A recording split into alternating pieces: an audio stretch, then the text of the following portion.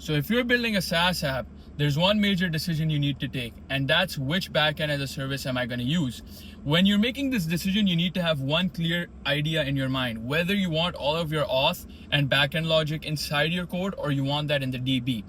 So there's two main providers, and number one is Supabase. So with Supabase, you manage all of your auth and backend logic in the DB.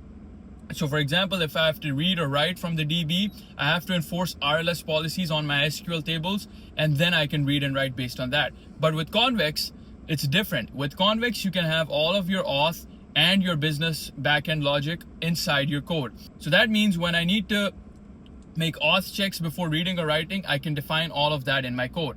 So Convex comes with three things out of the box, and those are mutations, queries, and actions. Mutations are just writes to the database, and queries are just reads from the database, and actions are external API calling. Now, the benefit with Convex is, for example, when I would use Supabase, that would mean I have to persist data and then use Supabase real time to stream that data. But with Convex, queries are reactive out of the box, right? So when I have a Convex query, I don't need to stream data like when I was streaming from the Supabase real time. So this all comes down to one fact. If you like the SQL flexibility and you want auth in the DB or you want Dino edge functions, then go with Supabase. But if you want to make your life easy and you want to define schemas inside your code and want a non-SQL DB and want to perform DB auth logic inside your code, then stick with Convex. Plus the added benefit that it comes with real-time sync too.